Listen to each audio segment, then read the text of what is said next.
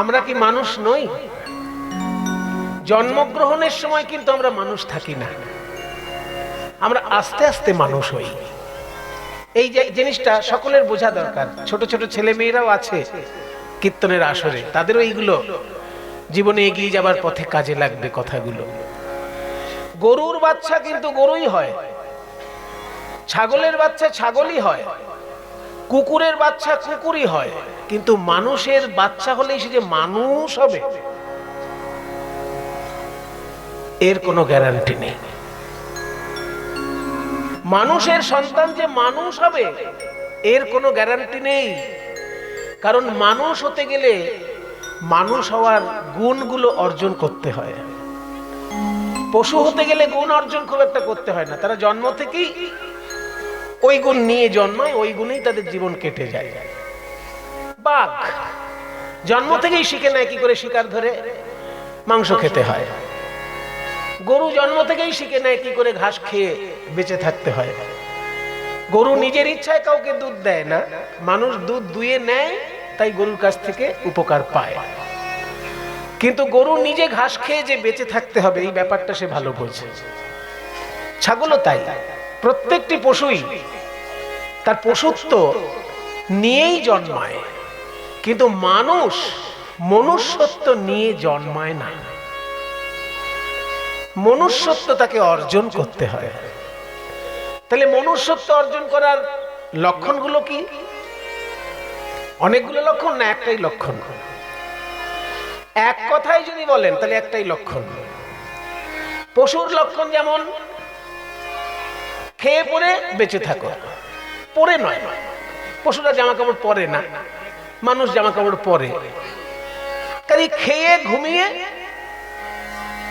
আর ইনি আবার একটু গ্রাম্য ভাষায় বলছেন, একটু গাইয়া ভাবে বলছেন যে খেয়ে আর বিয়ে, মানে খেয়ে বড় হও তারপর বাচ্চা জন্ম দাও, এই হচ্ছে পশুত্ব। তাই ভালো বলছেন, বলছে খেয়ে আর বিয়ে মানে বাচ্চা জন্ম দিয়ে। তাহলে খেয়ে বড় হওয়া তারপর বাচ্চা জন্ম দেওয়া, এই পর্যন্ত পশুত্ব। তাহলে মনুষ্যত্বটা কোথায়? আমিও যদি খেয়ে পরে বড় হয়ে গেলাম, তারপর বিয়ে করে একটা বাচ্চা জন্ম দিয়ে দিলাম, তাহলে তো ওই পর্যন্ত আমার পশুত্বই হলো। তাহলে আমার মনুষ্যত্ব কোথায়? মনুষ্যত্বের লক্ষণগুলো কি কি? এর সব থেকে সুন্দর উত্তর দিয়েছে মহাভারত। বলছে যে মনুষ্যত্বের লক্ষণটা কি, মহাভারতে খুব সুন্দর উত্তর দিয়েছে। মায়েরা, মহাভারত আমরা আজকাল পড়া ছেড়ে দিয়েছি। আগে ঘরে ঘরে মায়েরা মহাভারত পড়তেন, আমার মাই পড়েছে, আমি দেখেছি। আমার মায়ের মা তো পড়েইছে, আমার মাকেও আমি মহাভারত পড়তে দেখেছি। ঘরে ঘরে মহাভারত চর্চা ছিল, এখন সেটা কমে গেছে। মহাভারতের একটা শ্লোক বলেছে মনুষ্যত্ব কাকে বলে, শুনে নিন শ্লোকটা। আহার নিদ্রা ভয়মৈথুনঞ্চ সামান্যমেতৎ পশুভির্নরাণাম ধর্মো হি তেষামধিকো বিশেষঃ ধর্মেণ হীনাঃ পশুভিঃ সমানাঃ। ইগো দেবে না, রিভাব কম রাখবে। বলছে আহার নিদ্রা ভয় মৈথুন, এই চারটি কাজ মানুষ করে, কিন্তু এই চারটি কাজ পশুর কাজ। মানুষের যে জায়গা থেকে জন্ম হয় পশুরও সেই জায়গা থেকে জন্ম হয়, সেই জন্য পশুর সঙ্গে মানুষের খুব একটা পার্থক্য নেই। পশুরও হাড় মাংস আছে, মানুষেরও হাড় মাংস আছে। পশুর জন্ম যেভাবে হয় মানুষেরও জন্ম সেইভাবেই হয়। কাজেই মানুষের সঙ্গে পশুর কয়েকটা মিল আছে। সেই মিলগুলো কি কি? আহার, নিদ্রা, ভয়, মৈথুন। আহার, পশু খেতে ভালোবাসে, মানুষও খেতে ভালোবাসে। পশু কাঁচা খায়, মানুষ রান্না করে খায়, এইটুকু পার্থক্য। কিন্তু তার জন্য মানুষকে আলাদা কোনো নাম্বার দেওয়া যাবে না।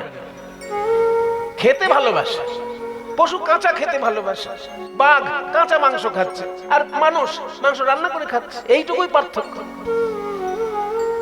কাজে খেতে ভালোবাসাটা ওটা পশুত্ব, মনুষ্যত্ব নয়। নিদ্রা, পশুও ঘুমোতে ভালোবাসে, মানুষও ঘুমোতে ভালোবাসে, এটাও পশুর সঙ্গে আমাদের কমন ব্যাপার। আহার নিদ্রা। ভয়, আপনি একটা কুকুরকে লাঠি দেখান, কুকুর ছুটে পালাবে। পশুও ভয় পায়, মানুষও ভয় পায়। তাহলে মানুষ ভয় পাচ্ছে, পশুও ভয় পাচ্ছে, ভয় পাওয়াটাও পশুত্ব। এবার বলছে মৈথুনম। মৈথুন মানে নারী পুরুষের মিলন।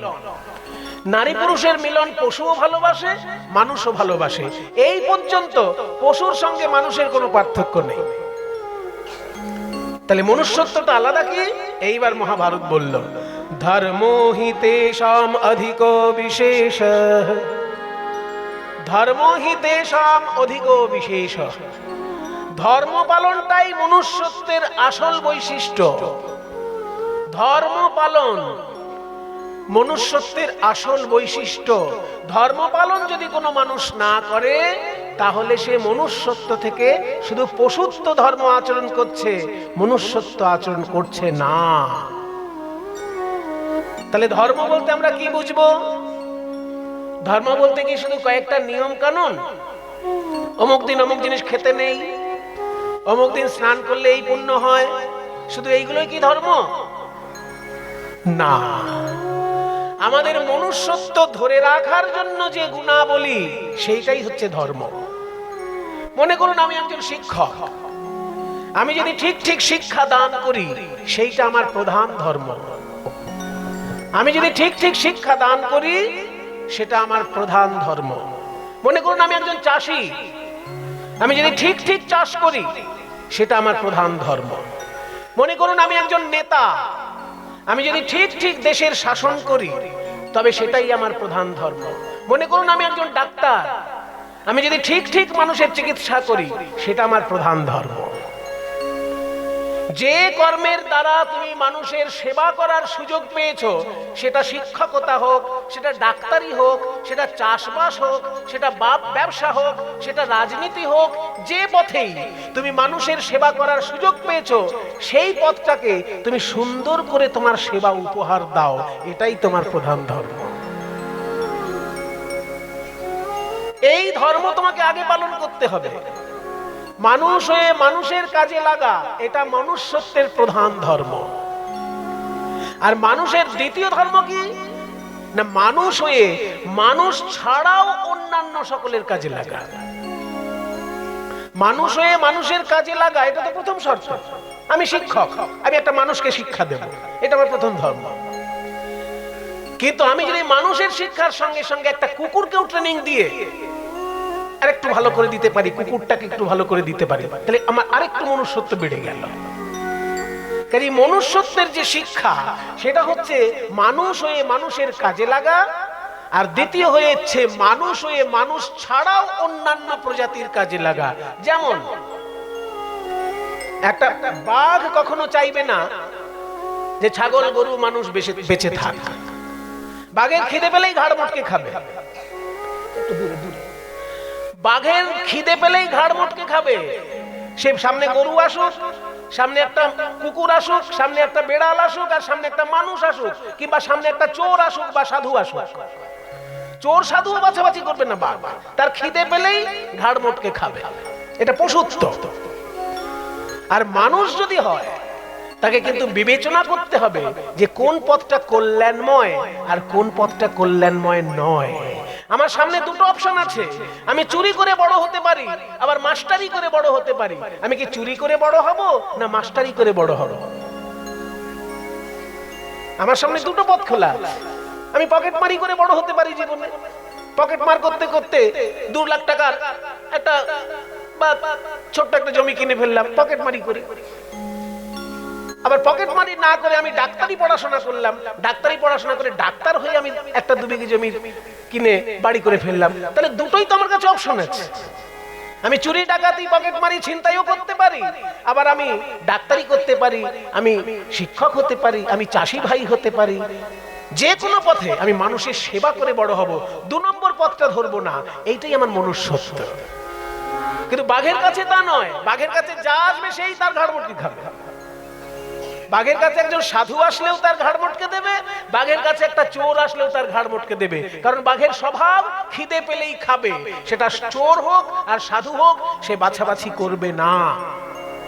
কিন্তু মানুষের কাছে যদি চোর আর সাধু আসে, চোর আসলে মানুষ তাকে জেলখানায় পাঠাবে, আর সাধু আসলে মানুষ তাকে পুষ্পাঞ্জলি দিয়ে পূজা করবে। এইটাই মনুষ্যত্ব। ভালো মন্দ চিনতে শেখা, এটা পশু পাখির হয়ে ওঠে না, এটা মানুষকে ক্ষমতা দিয়েছে ভগবান।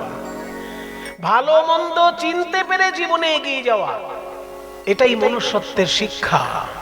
আর ওই যে বললাম, অন্যান্য পশু পাখি শুধু নিজের কাজ বোঝে আর কারোর কাজ বোঝে না। যেমন বাঘ, সে শুধু চায় আমি খেয়ে পরে বেঁচে থাকবো, আর ছাগল, গরু, মানুষ যা আছে সব মরে যাক, সবার ঘাড় মটকে দিকে।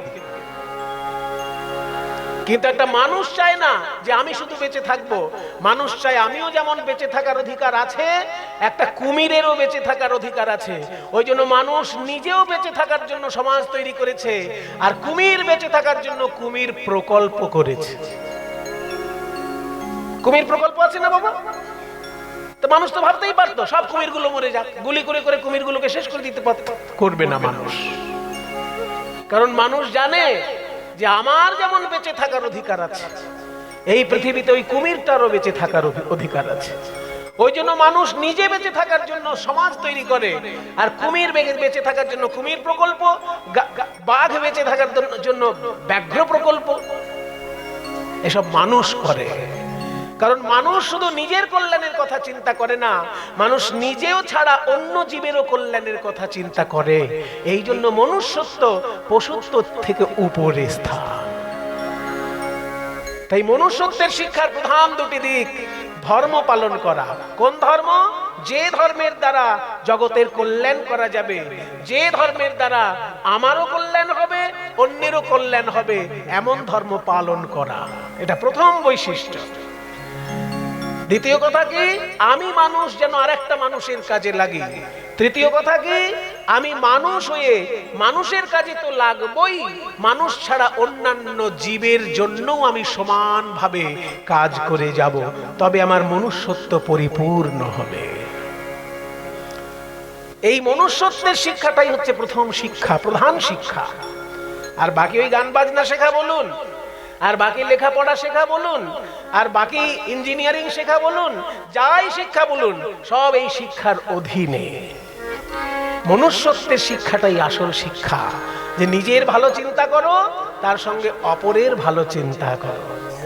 এবং সেই শিক্ষা আমাদের কারা দিয়েছেন? আমাদের মুনি ঋষিগণ দিয়েছেন, আমাদের দেবতাগণ দিয়েছেন। ওই দেখুন, দেবাদিদেব মহাদেব বসে আছেন খালি গায়ে। শিব ঠাকুরের যেখানেই মূর্তি দেখবেন খালি গায়ে বসে আছেন। কেন? সহ্য শক্তি শিক্ষা দিচ্ছেন। কনকনে ঠান্ডার মধ্যে আমরা সোয়েটার ছাড়া, মাফলার ছাড়া, চাদর ছাড়া চলতে পারি না। কিন্তু এই যে গাছগুলো দাঁড়িয়ে আছে, গাছের গায়ে কি মাফলার আছে না কম্বল আছে? কনকনে ঠান্ডাতেও গাছের গায়ে কোনো কম্বল নেই। আবার ঝমঝমে যখন বৃষ্টি হয়, গাছের মাথায় ছাতা নেই, আমাদের মাথায় ছাতা আছে। ওই জন্য গাছ সহ্য ক্ষমতার সব থেকে উপরে অধিষ্ঠান করছে। গাছও আমাদের শিক্ষক, গাছ আমাদেরকে শিক্ষা দিচ্ছে। দেখো, বর্ষাকালে আমার কেমন ঝমঝমে বর্ষা, তাতে আমি বৃষ্টি ভিজছি, আমার ঠান্ডা লাগছে না। আবার শীতকালে তোমরা লেপ গায়ে দিয়ে ঘুমোচ্ছ, আমার গায়ে লেপ নেই, তবু আমার ঠান্ডা লাগছে না। আমি গাছ, সহ্য ক্ষমতা অর্জন করেছি। আমার মতো সহ্য ক্ষমতা যদি তোমরা অর্জন করতে পারো, তবে তোমরা জীবনে কঠিন কঠিন কাজ করে দেখাতে পারবে। ওই জন্য চৈতন্য মহাপ্রভু বলেছেন, তররিব সহিষ্ণু না। দেখুন চৈতন্য মহাপ্রভু শিক্ষার মধ্যে মহাপ্রভু বলছেন, প্রথম শিক্ষা হচ্ছে তৃণাদপি সুনিচেন, ঘাসের থেকেও নিচু হতে শেখো। তৃণাৎ ওপি, তৃণ মানে ঘাস, আর তৃণাৎ মানে ঘাসের থেকে, ওপি মানে ও। আমরা বাংলায় বলি না ও, আমিও যাব, এখানে ওটা সংস্কৃতে ওপি বলে। তাহলে তৃণাৎ ওপি মানে ঘাসের থেকেও সুনিচেন, ভালোভাবে নিচু হতে হবে। বলে কেন ঘাসের থেকে নিচু কেন হবে? বলছে ঘাস আমাদেরকে শিক্ষা দেয় কি না, ঘাসকে যদি কেউ বাড়িয়ে দিয়ে চলে যায়, ঘাস কিন্তু উঠে তাকে গালিগালাজ করে না, বরং ঘাসের সাধ্য মতো অক্সিজেন সাপ্লাই করে। ঘাস কি কখনো বলে এই লোকটা আমাকে চাপা দিয়ে চলে গেছে, আমি এর জন্য অক্সিজেন দেব না? ঘাসের কাজ হচ্ছে অক্সিজেন দেওয়া, সে অক্সিজেন দিয়েই যাবে। যদি কেউ তাকে পাড়িয়ে দিয়েও চলে যায়, তবু সে তার কাজ করে যাচ্ছে। মানুষের পায়ে যাতে কাঁকর না ফোটে, সেই জন্য ঘাস গদির কাজ করে দিচ্ছে, গদির কাজ করে দিচ্ছে। এই জন্য ঘাস হচ্ছে আমাদের শিক্ষক, কারণ ঘাসকে পাড়িয়ে দিয়ে চলে গেলেও ঘাস তাকে কিছু বলে না, ঘাস বরং উল্টে তার উপকার করে। তাই এটাই প্রথম শিক্ষা, যে কেউ যদি তোমার ক্ষতিও করে, তুমি তার অপকার চিন্তা করবে না, তার উপকার চিন্তা করবে। এটা মহাপ্রভুর শিক্ষা। আর দ্বিতীয় শিক্ষা কি দিলেন? তরোরিব সহিষ্ণুনা, গাছের মতো সহ্য ক্ষমতা অর্জন করা শেখো। ওই দেখো শিব ঠাকুর, শিব ঠাকুরকে কি বলা হয়? বৈষ্ণবগণের শ্রেষ্ঠ আচার্য। এই জগতে 12 জন বৈষ্ণবাচার্য আছে। স্বয়ম্ভূর নারদ শম্ভু কুমার কপিল মনু প্রহ্লাদ জনক ভীষ্ম বলির্বৈয়াসকের বয়ম। 12 জন হচ্ছেন বৈষ্ণবাচার্য। সেই 12 জন বৈষ্ণবাচার্যের মধ্যে শিব ঠাকুর একজন। শুধু একজন বললে হবে না, শিব ঠাকুর হচ্ছেন বৈষ্ণবগণের শিরোমণি। এবার যারা সাধারণ মানুষ, তারা বলবে যে কি করে শিব ঠাকুর শিরোমণি হলেন বৈষ্ণবদের? কারণ বৈষ্ণবদের গলায় তো আমরা তুলসী মালা দেখি, কই শিব ঠাকুরের গলায় তো তুলসী মালা নেই। আমরা বৈষ্ণবের গলায় তুলসী মালা দেখি কিনা? অনেকে ঝগড়া করে, আপনার গলায় তুলসী মালা নেই, আপনি বৈষ্ণব নয়, এরকম বলে। কিন্তু শিব ঠাকুর যদি বৈষ্ণবাচার্য, কই তার গলাতেই তো তুলসী মালা নেই। তাহলে এইখানটা কি হবে? আসলে কথাটি হচ্ছে, শিব ঠাকুর আভরণে বৈষ্ণব নয়, আচরণে বৈষ্ণব। কথাটা ভালো করে শুনবেন। আভরণ মানে অলংকার, বৈষ্ণবের অলংকার তিনি পরেননি। যেমন তুলসী মালা বৈষ্ণবের অলংকার, ঊর্ধ্বপুণ্ড তিলক বৈষ্ণবের অলংকার। বৈষ্ণব তিলক করে উপরের দিকে, বৈষ্ণবের তিলক হয় উপরের দিকে, ওই জন্য একে বলে ঊর্ধ্বপুণ্ড তিলক। আর শৈবদের তিলক কেমন হয়? আড়াআড়ি, কপালে আড়াআড়ি তিলক হয় শৈবদের। কাজে শিব ঠাকুর ঊর্ধ্বপুণ্ড তিলকও করেন না, আবার গলায় তুলসী মালাও ধারণ করেন না। তার মানে কি? শিব ঠাকুর আভরণে বৈষ্ণব নন, তিনি আচরণে বৈষ্ণব। বৈষ্ণবের আচরণ কি? ওই যে চৈতন্য মহাপ্রভু বলেছেন, 4টে হচ্ছে বৈষ্ণবের আচরণ। ত্রিনাদপি সুনীচেন 1 নম্বর, তরোরিব সহিষ্ণুনা 2 নম্বর, অমানিনা 3 নম্বর, মানদেন 4 নম্বর। ত্রিনাদপি সুনীচেন মানে ঘাসের থেকেও নিচু হও, কারণ নিচু না হলে তুমি অপরকে মর্যাদা দিতে পারবে না, অপরের কাছ থেকে কিছু শিখতে পারবে না। ওই জন্য সকলকে বড় ভাবো, নিজেকে ছোট ভাবো, তাহলে সকলের কাছ থেকেই তুমি শিক্ষা লাভ করতে পারবে। ওই জন্য ঘাসের থেকেও নিজেকে নিচু ভাবতে হবে। ত্রিনাদপি সুনীচেন। দ্বিতীয় হচ্ছে তরোরিব সহিষ্ণুনা, গাছের মতো সহ্য ক্ষমতা অর্জন করতে হবে। তৃতীয় হলো অমানিনা, মান সম্মান নিয়ে বেশি মাথা ব্যথা করা যাবে না। এই আমাকে সম্মান করলো না, ও আমাকে সম্মান করলো না, ও নিয়ে অত ভাবার দরকার নেই।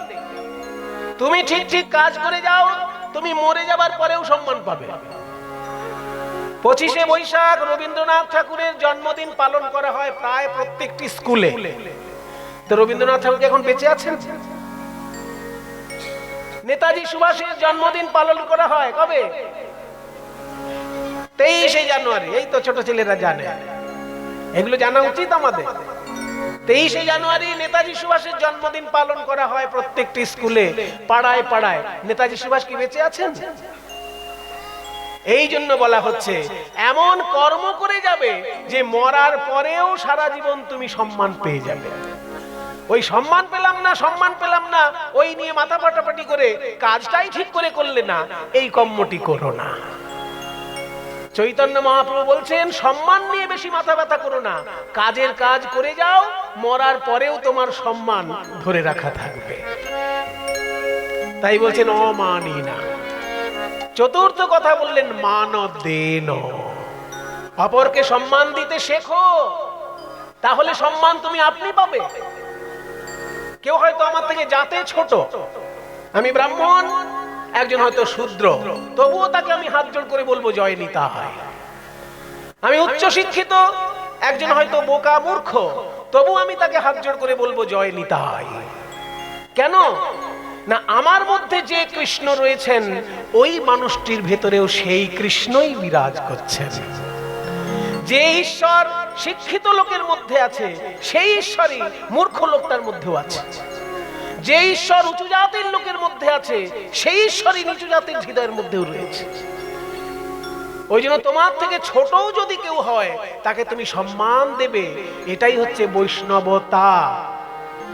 আর এই বৈষ্ণব আচরণ শিব ঠাকুর করছেন পরিপূর্ণ রূপে, সেই জন্য তিনি বৈষ্ণবগণের আচার্য। সারা ভারতবর্ষে 12টি জায়গায় শিব ঠাকুরের বিশেষ অবস্থান। সেই 12টি জায়গাকে বলা হয় কি জ্যোতির্লিঙ্গ পীঠ। জ্যোতির্লিঙ্গ, জ্যোতির্লিঙ্গের মধ্যে প্রথম জ্যোতির্লিঙ্গ হচ্ছে গুজরাটে সোমনাথ মন্দির। সমুদ্রের ধারে অপূর্ব একটি মন্দির সেখানে বিরাজ করছে। আপনারা যখন গুজরাট বেড়াতে যাবেন অবশ্যই সোমনাথ মন্দির দর্শন করবেন। ওই সোমনাথ মন্দিরে এত মণি মাণিক্য সোনা দানা ছিল যে সুলতান মাহমুদ 17 বার ওই মন্দির লুণ্ঠন করেছেন মণি মুক্ত সোনা দানা নিয়ে যাওয়ার জন্য। তবুও ভারতবর্ষের সম্পদ কোনোদিন শেষ হয়নি। ভারতবর্ষ এত বড় সম্পদশালী দেশ যে ওই ইরান তুরান থেকে লোকেরা এসে লুট করে নিয়ে গেছে, ব্রিটিশরা এসে আমাদের লুট করে নিয়ে গেছে, তবুও আমাদের সম্পত্তি শেষ হয়নি। গবেষণা করে দেখা যায় যে ভারতবর্ষের মায়েদের কাছে এত সোনা আছে যে সারা পৃথিবীতে অন্য কোনো দেশে অত সোনা নেই। গবেষণা করে দেখা যায় যে শুধু মায়েদের ঘরে ঘরে এমন সোনা রাখা আছে যে পৃথিবীর একটা দেশে আমেরিকার কাছে অত সোনা নেই। এটা গবেষণা করে দেখা গেছে। কাজে ওই লোভী বিদেশিরা আমাদেরকে বারবার লুট করেছে, সুলতান মাহমুদ আমাদেরকে লুট করেছে, আরো কত বড় বড় বিদেশি লোকেরা আমাদেরকে লুট করেছে, আর ব্রিটিশরা তো 200 বছর ধরে আমাদেরকে লুট করেছে, কিন্তু তবু আমাদের সম্পদ শেষ করতে পারেনি। আর ভারতবাসী মনে করে তাদের আসল সম্পদ কিন্তু সোনা দানা নয়, তাদের আসল সম্পদ হচ্ছে ধর্ম, তাদের আসল সম্পদ হচ্ছে সাহিত্য, আর তাদের আসল সম্পদ হচ্ছে সঙ্গীত। আমাদের আসল সম্পদ সঙ্গীত, আমাদের আসল সম্পদ দর্শন, আমাদের আসল সম্পদ সাহিত্য, আমাদের আসল সম্পদ ধর্মভাব। এটা আমাদের বিদেশিরা লুট করে নিয়ে যেতে পারেনি, এটাই আমাদের গর্বের বিষয়। সারা পৃথিবীতে যতগুলি ধর্মগ্রন্থ আছে সব থেকে প্রাচীন ধর্মগ্রন্থ আমার ভারতবর্ষের ধর্মগ্রন্থ। এটা আমার গর্বের বিষয়, এটা আমার অহংকারের বিষয়। ইসলাম ধর্মের কোরআন মাত্র 1500 বছর আগে লিখিত হয়েছে। খ্রিস্টান ধর্মের বাইবেল মাত্র 2000 বছর আগে লিখিত হয়েছে। বৌদ্ধ ধর্মের ত্রিপিটক 2500 বছর আগে লিখিত হয়েছে। আর ইতিহাস ঘেটে দেখুন আমাদের বেদ হাজার হাজার বছর আগে, আরো ওই ত্রিপিটকের থেকেও হাজার হাজার বছর আগে বৈদিক সাহিত্য রচিত হয়েছে। এটাই আমাদের গর্বের বিষয়। তাই যদি পারেন জীবনে ভারতবর্ষটা পরিভ্রমণ করে 12টি জ্যোতির্লিঙ্গে প্রণাম করবেন। প্রথম জ্যোতির্লিঙ্গ হচ্ছে সোমনাথের গুজরাট মন্দির, মানে গুজরাটের সোমনাথ মন্দির। আর যদি বেশি দূরে যেতে না পারেন অন্তত পশ্চিমবঙ্গের পাশেই রয়েছে ঝাড়খণ্ড, ঝাড়খণ্ডে গিয়ে অন্তত দেওঘরে দেবাদিদেব মহাদেব সেখানে বিরাজ করছেন, সেইখানে গিয়ে একবার প্রণাম করে নেবেন। দেওঘরে 12 জ্যোতির্লিঙ্গের এক জ্যোতির্লিঙ্গ বিরাজ করছেন। বেনারসে বিশ্বনাথ 12 জ্যোতির্লিঙ্গের আর এক জ্যোতির্লিঙ্গ হলো, 13টি হলো। আর হিমালয় পর্বতে রয়েছেন কেদারনাথ, কেদারনাথ বিরাজ করছেন হিমালয় পর্বতে, সেইখানে গিয়ে প্রণাম করতে হয়। তারপরে উজ্জয়িনীতে রয়েছেন মহাকাল, আর ত্র্যম্বকেশ্বর বিরাজ করছেন নর্মদা নদীর একদম মাঝখানটায়। ওঙ্কারেশ্বরে যাবেন, দেখবেন নর্মদা নদীর মাঝখানে একটা ছোট্ট পাহাড় আছে, পাহাড়টা দ্বীপের মতন হয়ে গেছে। দুপাশ থেকে নর্মদা নদী যাচ্ছে, মাঝখানটায় দ্বীপটাই পাহাড়, আর ওইখানেই রয়েছেন ওঙ্কারেশ্বর মহাদেব। তাহলে কয়টি হলো জ্যোতির্লিঙ্গ? গুজরাটে রয়েছে দুটি, সোমনাথ মন্দির আর নাগেশ্বর মন্দির। আর ঝাড়খণ্ডে বললাম একটি, আর বেনারসে বললাম একটি, কেদারনাথে একটি, আর ওঙ্কারেশ্বর আর মহাকালেশ্বর, সাতটি হয়ে গেল। এরপরে চলে আসবেন মহারাষ্ট্রে। মহারাষ্ট্রে কিন্তু অনেক জ্যোতির্লিঙ্গ বিরাজ করছেন। সেইখানে রয়েছেন গ্রীষ্মেশ্বর আছেন, ত্র্যম্বকেশ্বর রয়েছেন, সেইখানে কৃষ্ণেশ্বর ত্র্যম্বকেশ্বর রয়েছেন মহারাষ্ট্রে। তারপরে যদি চলে যান আর দক্ষিণ ভারতের দিকে এগিয়ে গেলেই মল্লিকার্জুন তীর্থ পাবেন। মল্লিকার্জুন তীর্থে রয়েছে একটি শিব ঠাকুরের জ্যোতির্লিঙ্গ। আবার মল্লিকার্জুন কিন্তু শুধুমাত্র জ্যোতির্লিঙ্গ নয়, সেখানে 51 পীঠের এক পীঠ মায়েরও মন্দির আছে। সেই মায়ের নাম হচ্ছে ভ্রমরাম্বা। ভ্রমরাম্বা মা সেখানে বিরাজ করছেন। আর সারা ভারতবর্ষের জ্যোতির্লিঙ্গ থেকে মল্লিকার্জুন জ্যোতির্লিঙ্গের বৈশিষ্ট্য আলাদা কি না, ওইখানে শিব ঠাকুর সঙ্গীত বড় ভালোবাসেন। সারাক্ষণ ওখানে রাগরাগিনীর চর্চা হয়, শিব ঠাকুর ওখানে সঙ্গীত প্রিয়। তারপর আরো দক্ষিণ ভারতে যদি এগিয়ে যান তাহলে পাবেন রামেশ্বরম। রামেশ্বরম রয়েছে। এই রকম 12টি জ্যোতির্লিঙ্গ সারা ভারতবর্ষে বিরাজ করছেন। আপনারা দর্শন করবেন, জীবন ধন্য করবেন। আমি সংকল্প নিয়েছিলাম যে 2012 সালের মধ্যে সারা ভারতের 12টি জ্যোতির্লিঙ্গ যেন দেখে সম্পূর্ণ করতে পারি। আপনাদের আশীর্বাদে 2012 সালের মধ্যেই আমি কিন্তু 12 জ্যোতির্লিঙ্গে প্রণাম করে এসেছি। কারণ শিব ঠাকুর হচ্ছেন বৈষ্ণবগণের সর্বশ্রেষ্ঠ আচার্য, আর তিনি 12টি জায়গায় বিশেষভাবে অবস্থান করছেন। তাকে যদি আমরা প্রণাম না জানাই তাহলে এই ভারতবর্ষকেই আমি ঠিক করে চিনলাম না। তাই 12 জ্যোতির্লিঙ্গের বিভিন্ন জায়গায় আপনারা যাবেন, প্রণাম করবেন। আজকে শিব ঠাকুর এখানে বিরাজ করছেন। সবাই মিলে একটু হাত জোড় করুন শিব ঠাকুরের উদ্দেশ্যে। সবাই বলুন, আমার সঙ্গে বলবেন সবাই, ওম নমঃ শিবায়, ওম নমঃ শিবায়। সবাই একটু বলুন দেখি, আমি আগে বলি আমার পরে বলুন।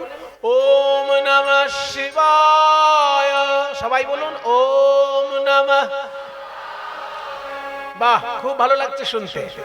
আবার বলুন ওম নমঃ শিবায়, ওম নমঃ শিবায়, ওম নমঃ শিবায়, ওম নমঃ শিবায়, ওম নমঃ শিবায়, ওম নমঃ শিবায়। উমেশ মনীষ মশেষ গুণম গুণহীন মহেশ গণাবরণম গণনির্জিত দুর্জয় দৈত্যপুরম প্রণমামি শিবং শিবকল্পতরুম। ভুবীশমনীশমশেষ গুণম গুণহীন মহিষ গণাভরণম রণনির্জিত দুর্জয় দৈত্যপুরম প্রণমামি শিবং শিবকল্পতরুম। ওম নমঃ শিবায়, ওম নমঃ শিবায়, ওম নমঃ শিবায়, ওম নমঃ শিবায়। गिरिराज सुतान्वित वामतनुं तनु निन्दित राजित कोटि विधुं विधि विष्णु शिरोधृत पादयुगं प्रणमामि शिवं शिवकल्पतरुं। ओम नमः शिवाय, ओम नमः शिवाय। महादेव महात्मानं महायोगी महेश्वरम्। ओम नमः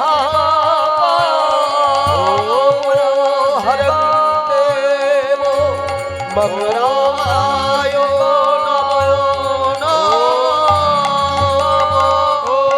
নমঃ শিবায়। ওম নমঃ শিবায়। শিব ঠাকুরকে প্রণাম করতে গেলে একটা মন্ত্র আছে, সেটা অনেকেই জানেন। আজকে একটুখানি ব্যাখ্যা করে দিচ্ছি আপনাদের কাছে। শিব ঠাকুরের প্রণাম মন্ত্রটি হলো নমঃ শিবায়, মানে শিব ঠাকুরকে প্রণাম জানাই। তিনি কেমন? শান্তায়, তিনি হলেন শান্ত। মানুষের উদ্বেগটাই হচ্ছে সমস্ত রোগের মূল কারণ। টেনশন আজকে প্রতিটি ঘরে ঘরে সব মানুষের রয়েছে। উদ্বেগহীন অবস্থায় যদি থাকতে চাও ভাই, তাড়াতাড়ি শিব ঠাকুরের শরণাপন্ন হও, কারণ উনি হচ্ছেন সেই স্বরূপ যিনি সবসময় ধ্যানস্থ থাকেন, আর ধ্যানে থাকলে তার উদ্বেগ প্রশমিত হবেই। প্রাণায়াম আর ধ্যান এই দুটো যদি কেউ ঠিক ঠিক করতে পারে, টেনশন তাকে কষ্ট দিতে পারবে না। আমরা না পারি প্রাণায়াম, না পারি ধ্যান, ওই জন্য টেনশনে আমরা বিচলিত হয়ে যাই। ওই জন্য শিব ঠাকুরের প্রণাম মন্ত্রে বলা হচ্ছেন তিনি শান্ত শিরোমণি। নমঃ শিবায় শান্তায়। তারপর কি? কারণত্রয় হেতবে, তিনটি কারণের তিনিই হচ্ছেন মূল কারণ। তিনটি কারণ দিয়ে সারা বিশ্ব ব্রহ্মাণ্ড তৈরি। তিনটি কারণ কি কি? না, সত্য, রজ, তম। এই সত্যগুণ আর রজগুণ আর তমগুণ, এই তিনটে জিনিসে ছেয়ে আছে সারা পৃথিবী। এই তিনটের মূলে যদি সন্ধান করো, শিব ঠাকুরের কাছে গিয়ে পৌঁছে যাবে। তাই সৃষ্টি স্থিতি প্রলয় এই তিনেরও যদি মূলে যাও, শিব ঠাকুরকে পেয়ে যাবে। তাই কারণত্রয় হেতবে। এবার বলছে নিবেদয়ামি, মানে নিবেদন করছি। চ আত্মানম, চ মানে এবং। সংস্কৃত ভাষায় চ মানে এবং। চ বাড়ি যাই, ওটা তো বাংলার চ হয়ে গেল, কিন্তু সংস্কৃতে চ মানে এবং। নিবেদয়ামি চ, এবং আমি নিবেদন করছি। আত্মানম, নিজেকেই নিবেদন করছি তোমার কাছে। কেন না? ত্বং গতি, তুমিই হলে আমার গতি হে পরমেশ্বর। ত্বং গতি পরমেশ্বর। এই হচ্ছে শিব ঠাকুরের প্রণাম মন্ত্র। এইটা বলে শিব ঠাকুরকে প্রণাম করতে হয়। তাহলে আজকে আমরা শিব ঠাকুরের মন্দির সংলগ্ন এই স্থানে ভুবন মঙ্গল হরি সংকীর্তনের রস আস্বাদন করার জন্য সমবেত হয়েছি।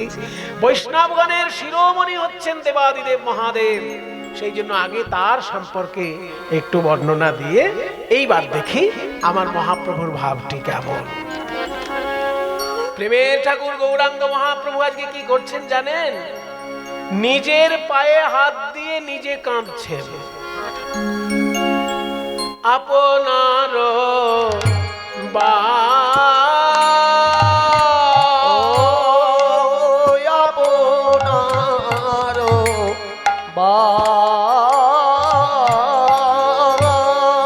আপনার বাম পদ ধরিয়া,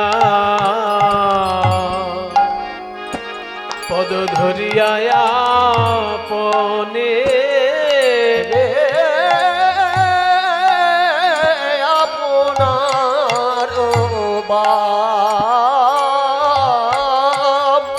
আপনার বাম পদ ধরিয়া ধরিয়া আপনে ওগো মোরে ক্ষমা করো বলি, ওগো রাধে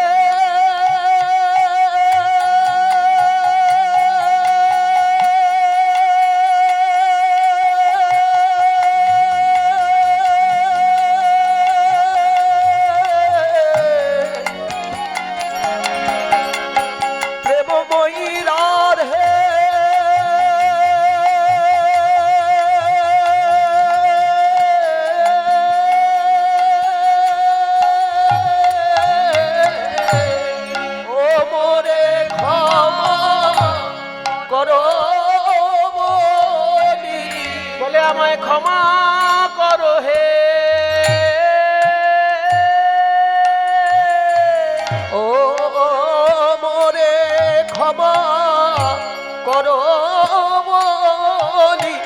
আমায় ক্ষমা করো হে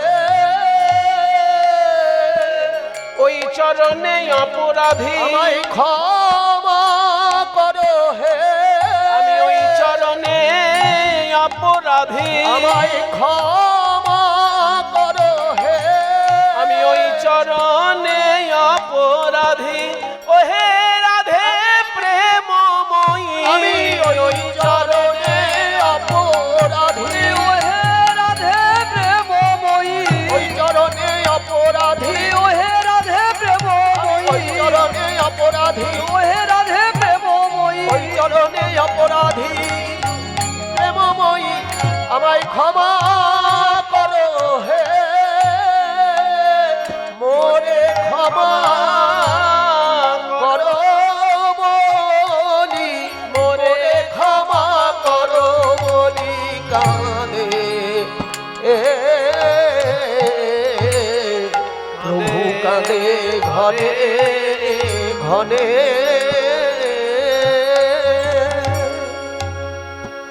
নিজের পায়ে হাত দিয়ে নিজে কাঁদছেন এমন দৃশ্য কোথাও দেখা যায় নাকি? আজকে মহাপ্রভু নিজের পায়ে হাত দিয়ে নিজে কেন কাঁদছেন? পদকর্তা বলছেন কেন কাঁদছেন জানো? অন্ত কৃষ্ণ বহির গৌর, তার ভিতরটা হচ্ছে কৃষ্ণ আর বাইরেটা হচ্ছে রাধা। একই অঙ্গে দুইজন খেলা করছে, তাই কখনো তার ভিতরে কৃষ্ণ ভাব জাগছে, তারই ভিতরে আবার রাধা ভাব জাগছে। নিজের চরণটিকে ভাবছেন রাধারানীর চরণ, আর নিজের হাতটিকে ভাবছেন রাধারানীর শ্রীকৃষ্ণের হাত। তাই নিজের পায়ে হাত দিয়ে নিজে ক্ষমা চাইছে, মানে কি রাধারানীর পায়ে হাত দিয়ে যেন কৃষ্ণ ক্ষমা চাইছেন, সেই রূপটি আজকে ফুটে উঠেছে মহাপ্রভুর ভিতরে। এইভাবে বিভোর হইলা গোরা আপনার ভাবে গো, ওই বিভোর হইলা গোরা পুরবের ভাবে নিজ পারিষদ কিছু কহিছে না তবে, ওই নিজ পারিষদ কিছু কহিছে না তবে। নিজের পায়ে হাত দিয়ে মহাপ্রভু নিজে কাঁদছেন, কিন্তু পার্ষদগণ কিছু বলছেন না। কই গো কিছু বলছো না কেন? কি বলবো? সমুদ্রের তীরে দাঁড়িয়ে সমুদ্রের শোভা দর্শন করতে হয়, বক বক করতে নেই। কারণ সমুদ্রের ঢেউগুলো সমুদ্রের ইচ্ছে মতো হবে, আমার ইচ্ছে মতো হবে না। আমি যদি মনে করি এই যে ঢেউটা আসছে, এই ঢেউটা আমার খুব বিরাট বড় ঢেউ হবে, নিশ্চয়ই আমার কাপড় ভিজিয়ে দিয়ে চলে যাবে। তো দেখা গেল সেই ঢেউটা ছোট হলো, আমার পা অব্দি এলো না। আবার যে ঢেউটাকে আমি ছোট বলে অবজ্ঞা করছি, দেখা গেল সেই ঢেউটাই এত বড় হয়ে চলে এলো কাছে যে আমার কাপড় চোপড় ভিজিয়ে দিয়ে চলে গেল। তাই না বাবা? কারণ এই সমুদ্রের ঢেউ হবে সমুদ্রের ইচ্ছা মতো, তুমি শুধু নয়ন ভরে দেখে যাও, ভবিষ্যৎবাণী করতে যেও না। ঠিক তেমনি গৌরাঙ্গ মহাপ্রভু হচ্ছেন প্রেমের সমুদ্র, লীলার সমুদ্র। কখন তার ভিতরে কেমন ভাব উদয় হবে, কখন তার ভিতরে কেমন লীলা উদয় হবে, এটা তার ইচ্ছা অনুসারে হবে, তুমি শুধু নয়ন ভরে দেখে যাও। আজকে যে দেখছো বাঁ পায়ে ডান হাতটা দিয়ে কাঁদছে, এবার বাঁ পা মানে ওটা রাধারানীর চরণ বুঝে নাও, আর ডান হাতটা ছুঁয়ে রেখেছে মানে ওটা শ্রীকৃষ্ণের হাত বুঝে নাও। কারণ শ্রীকৃষ্ণের, কারণ গৌরাঙ্গ মহাপ্রভুর একই অঙ্গে যেহেতু রাধা কৃষ্ণ খেলা করছে, তাই চরণটি ভাবো রাধারানীর, হাতটি ভাবো কৃষ্ণের। কৃষ্ণ যেন রাধারানীর চরণে হাত দিয়ে ক্ষমা চাইছেন, সেই ভাবটি আজকে ফুটে উঠেছে। বাসুদেব ঘোষ তাহে, সমুদ্রের ধারে দাঁড়িয়ে সমুদ্র সম্পর্কে ভবিষ্যৎবাণী করা যায় না, ঠিক কথা, কিন্তু যারা সমুদ্র নিয়ে গবেষণা করে, যারা আবহাওয়া দপ্তরে বসে কাজ করে, তারা কি করে সমুদ্র সম্পর্কে ভবিষ্যৎবাণী করে? যারা আবহাওয়া দপ্তরে চাকরি করে তারা বলে না আজ সন্ধ্যা 7টায় বঙ্গোপসাগরে 150 কিলোমিটার বেগে ঝড় উঠবে। মৎস্যজীবী ভাইদেরকে বলা হয়েছে তারা যেন মৎস্য শিকারে আজকে সমুদ্রে না যায়। এই যে ঘোষণা করে দিল, ঠিক দেখা গেল সারাদিন কোথাও কিছু নেই। সন্ধ্যা 7টার সময় ভয়ঙ্কর ঝড় উঠলো, একেবারে 150 কিলোমিটারের বেগেই ঝড় ছুটে। এটা কি করে হলো না? ভবিষ্যৎবাণী যারা করছে আবহাওয়া দপ্তরের, তারা সমুদ্র নিয়ে অনেক পড়াশোনা করেছে। তারা দিন রাত 24 ঘন্টা সমুদ্রের গতি প্রকৃতির দিকে তাকিয়ে থেকেছে দিনের পর দিন। হয়তো সমুদ্রের দিকে দেখতে দেখতে তার নিজের বউ বাচ্চার মুখটাই ভালো করে দেখা হয়নি। কাজেই তারা যখন একটা কথা বলবে, সে কথাটা অক্ষরে অক্ষরে মিলবে। ঠিক তেমনি গৌরাঙ্গ মহাপ্রভুকে যারা ভালোবেসেছিলেন, তাদের মধ্যে কয়েকজন এমন থাকতেন যারা সারাক্ষণই মহাপ্রভুর মুখের দিকে তাকিয়ে থাকতেন ভাবটি বোঝার জন্য। তাদের মধ্যে একজন হচ্ছেন বাসুদেব ঘোষ। তিনি বলছেন, ভাই আমি বলবো মহাপ্রভুর আজকে ভাবটি কেমন? মান ভঞ্জন লীলা তো হয়েছে অনেক, কিন্তু দুর্জয় মান, যে মান ভাঙা খুব কঠিন, সেই দুর্জয় মানের ভাবটি আজকে মহাপ্রভুর হৃদয়ে উদয় হয়েছে। তাই নিজের পায়ে হাত দিয়ে নিজে কাঁদছেন, মানে চরণটি রায়ধনির চরণ আর হাতটি প্রাণ গোবিন্দের হাত। দুর্জয় মান রস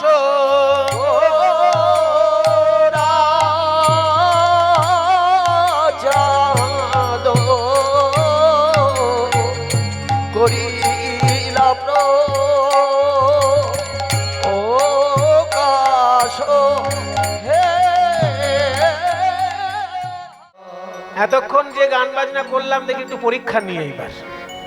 এই বসো, পরীক্ষা নেওয়া হবে। মায়েরা রেডি পরীক্ষার জন্য? বলে বাবা গান করছো, গান করে যাও না, আবার পরীক্ষা পরীক্ষা কেন?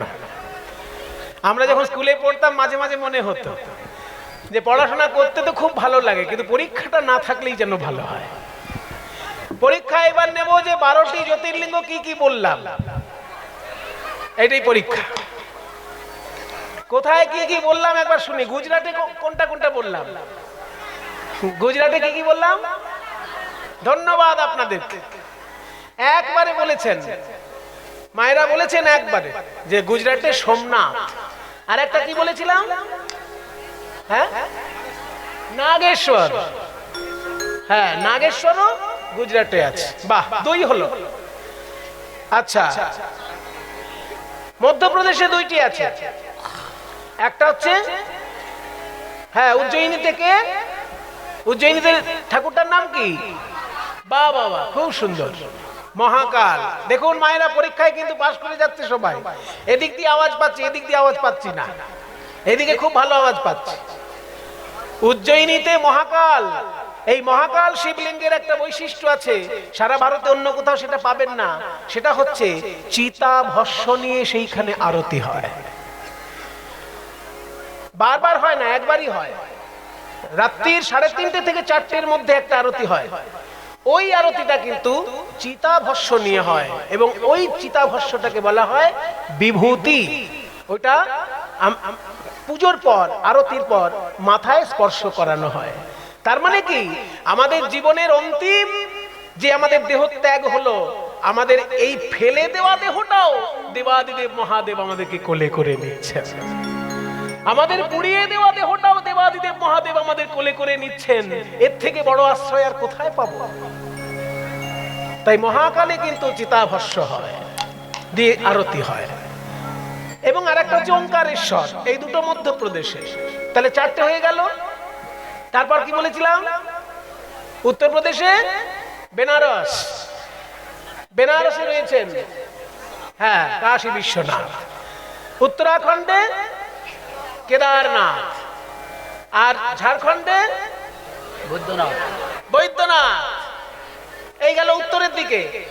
এইবার চলে আসুন মহারাষ্ট্রে। মহারাষ্ট্রে রয়েছেন 3 জন। কে কে? ওঙ্কারেশ্বর না, ওঙ্কারেশ্বর মধ্যপ্রদেশ হয়ে গেছে। মহারাষ্ট্রে হচ্ছেন 3 জন, ভীমাশঙ্কর, ত্র্যম্বকেশ্বর আর কৃষ্ণেশ্বর। এই নামগুলো একটু কঠিন কঠিন, ওই জন্য মনে রাখা আপনাদের কঠিন, বুঝতে পেরেছি। এই পরীক্ষাটায় এই উত্তরটা আমি একটুখানি টুকলি দিয়ে দিচ্ছি, আমি একটু সাপোর্ট করছি, একটু সহযোগিতা করছি। এই যেহেতু কঠিন নাম, সেই জন্য আমি একটু বলে দিলাম এটা। মহারাষ্ট্রে ওই জন্য শিবের ভক্ত সব থেকে বেশি, শিবের ভক্ত বেশি পরিমাণে মহারাষ্ট্রে থাকেন, কারণ 3টে জ্যোতির্লিঙ্গ সেইখানে রয়েছে। সারা ভারতে অন্য কোন স্টেটে এই এত বেশি জ্যোতির্লিঙ্গ মন্দির আর নেই। ভীমাশঙ্কর, ত্র্যম্বকেশ্বর এবং কৃষ্ণেশ্বর, এই 3জন হচ্ছেন মহারাষ্ট্র। তারপর আরো দক্ষিণে চলে যান, না রামেশ্বর তো একেবারে দক্ষিণে, রামেশ্বরমের আগে একজন আছেন যেখানে গান বাজনা বললাম, মল্লিকার্জুন। মল্লিকার্জুনে যে শিব ঠাকুরের নামই মল্লিকার্জুন, এবং সেইখানে গান বাজনার ঠাকুর খুব পছন্দ করেন। আরো দক্ষিণে তামিলনাড়ু, সেইখানে রামেশ্বরম, স্বয়ং রামচন্দ্র যেখানে পূজা করেছিলেন, মা শারদা ওইখানে গিয়ে শিব ঠাকুরকে জল দিয়েছিলেন। কাজেই গঙ্গা জল নিয়ে ভক্তগণ যান রামেশ্বরমে, স্বয়ং মা শারদাও ওখানে পুজো করে এসেছেন। এই 12 জ্যোতির্লিঙ্গ আপনারা ভবিষ্যতে পারলে একবার সব জায়গায় প্রণাম করে আসবেন। চলুন এইবার একটা ভজন গাইতে গাইতে বৃন্দাবনে যাই। রে মনवा अब तक हम थे गंगा के किनारे में, देख रहे थे महाप्रभु की लीला। अब चलो वृंदावन में जाके देखेंगे श्याम सुंदर की लीला। चलो मन गंगा जमुना तीर, जमुना तीर, जमुना। उलूध्वनि उलूध्वनि। चलो मन गंगा जमुना तीर, चलो मन गंगा यमुना तीर, चलो मन गंगा यमुना तीर। गंगा जमुना निर्मल पानी, गंगा जमुना निर्मल पानी। जमुना के निर्मल पानी में नहाने से क्या होगा? যমুনার নির্মল জলে স্নান করলে কি হবে জানো? শীতল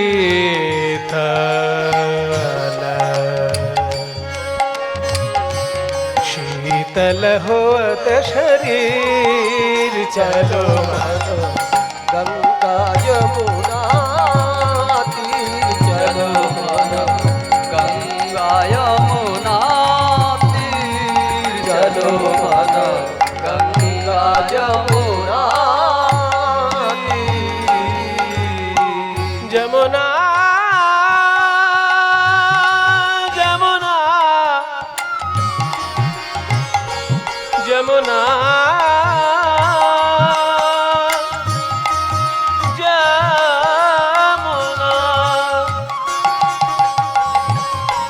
जमुना के किनारे में जाके हम क्या देखेंगे? যমুনার তীরে গিয়ে কি দেখবো জানো? কি দেখবো? দেখবো বংশী বজাवत, বংশী বজাवत, बंसी बजावत, बंसी बजावत, बंसी बजावत नाचत कान्हा। बंसी बजावत नाचत कान्हा, बंसी बजावत नाचत कान्हा।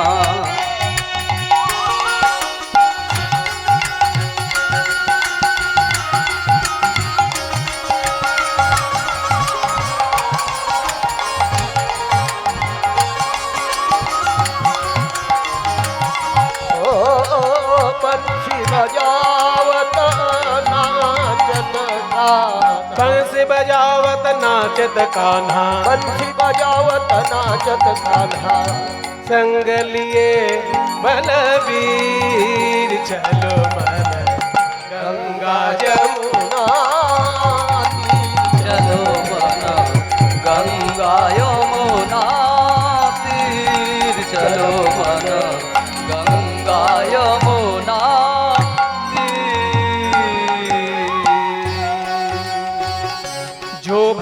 भगवान जमुना के किनारे में नाच रहे हैं। वे देखने में कैसे हैं? যিনি যমুনার তীরে নাচছেন তাকে দেখতে কেমন? মোর মুকুট पीताम्बर शोहे ओ मोर मुकुट पीताम्बर शोभे मोर मुकुट पीताम्बर शोभे काने काने आबार हीरेर कुंडल कुंडल झलकत हीर चलो मन गंगा जमुना तीर चलो मन गंगा यमुना तीर चलो मन चलो যমুনা তীর যমুনা তীর যমুনা তীর। এত সুন্দর ভজন আমাদের গঙ্গার তীর থেকে যমুনার তীরে নিয়ে গেল। কার লেখা এই ভজন? যিনি রাজকন্যা হয়েও সমস্ত কিছু ত্যাগ করে পথে নেমেছিলেন কৃষ্ণকে ভালোবেসে, সেই মীরাবাই, তার ভজন। मीरा के प्रभु गिरधर नागर मीरा के प्रभु गिरधर नागर ओ मीरा के प्रभु गिरधर नागर ओ मीरा के प्रभु गिरधर नागर ओ मीरा मीरा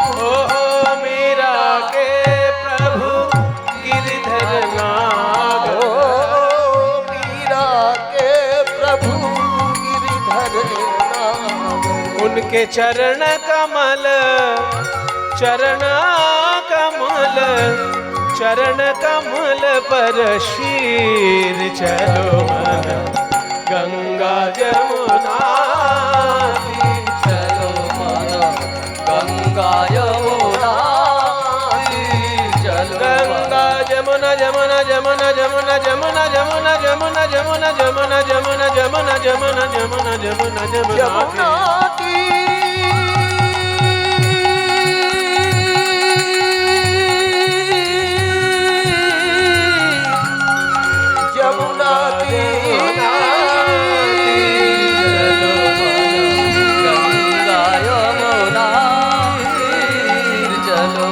चलो जमुना तीर जमुना तीर जमुना जमुना तीर जमुना तीर जमुना जमुना तीर जमुना तीर जमुना